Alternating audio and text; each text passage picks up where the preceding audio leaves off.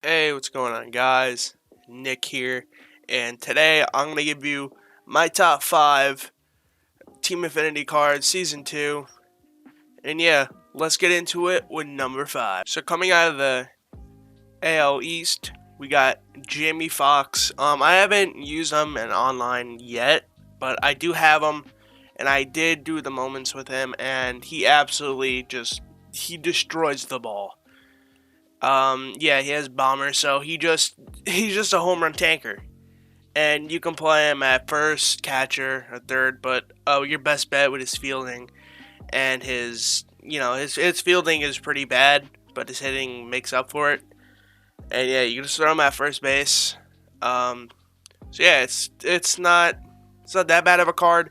He hits though, so just take that into mind. If your team is stacked and you have better fielders than Jamie Foxx, and put him in there. Put him on the bench. Put him on the bench if you have better fielders than him. And yeah, number 4, we have Gehrig. Probably someone's saying right now, oh, it's too high, too low. But for me, he's been good. He's been good for me. Um, Even though I'm a Yankees fan, and I took him out of, I just took him because I'm a Yankee fan. But yeah, he is an absolute god. His hitting is good. His vision is good. The only thing I had trouble with him against is the lefties. Going up against lefties is pretty hard with this card. Even though he has 95 vision, I cannot hit against lefties with this card. His fielding, that's like the biggest thing that almost turned me away from this card was the fielding. But he makes up with the hitting, just as Jamie Foxx. So we're gonna move to the NL West for our fourth. We have Dante Bichette, and honestly, he is an amazing card. You have that diamond hitting, just like Bo Bichette. He's good. But the same thing, most of these cards do not have good fielding unless the outfield. And yeah, it just, I don't know. Just keep him in the right field. If you have him, just keep him in right field. You do not want his fielding to go any lower than 62. Just keep him in the field. And yeah, he can also hit too. I recommend him if you're going to do the NL West. Out of the NL Central, we have Joe Torre. He is by far one of the best third basemen I've used in this game so far, and he's probably an end game card on your team if you have him. Please get him. His hitting and his field, the 77 does not make up by the plays this guy has been making. He's amazing. He is one of the best third basemen in this game besides Chipper Jones. Just look at the contact versus righties and lefties. The power is for both sides, but you know the vision is 107, and you're probably gonna get a hit out of him most of the time.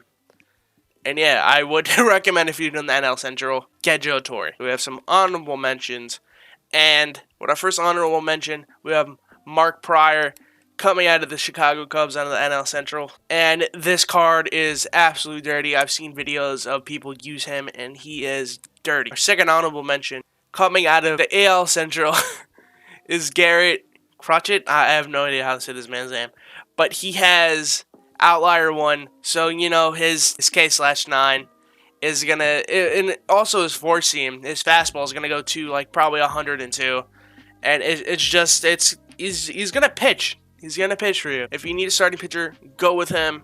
We're doing the AL Central. I said AL Central. Fuck. Our last honorable mention, coming out of the AL West, have Robert Pusan, and when I tell you guys, he is pretty good. He is pretty good.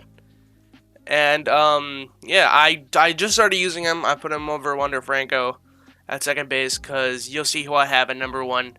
That you're gonna be like, probably yeah. The fielding is great. His speed's great. His hitting's okay. The power is all right. The contact is good. The vision's good. And yeah, so I almost forgot about him. Sam Huff. He is probably one of the best catchers in the game so far. And do not take my word on this, but I think he's the best catcher I've had besides Jorge. His power is insane. His contact is good, but his vision is His fielding is His arm is a cannon. He has a cannon of an arm. And yeah, I'll put a clip of him hitting a nuke against this guy and just making him quit.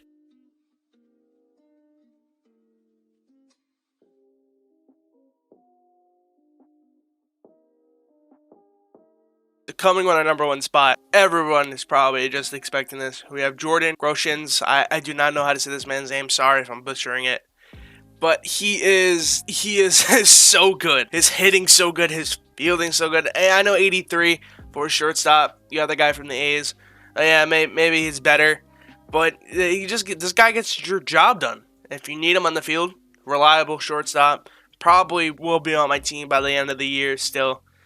And the hitting, the contact, the power, and the discipline. He's just there if you need him. He's a very reliable card. And guys, that's the end of the video. If you have any other good cards that I did not talk about, just put them in the comments, because I think I did a pretty accurate job just explaining my top 5 Team Affinity Season 2 cards. And yeah, my name's Nick, and I'll see you guys soon.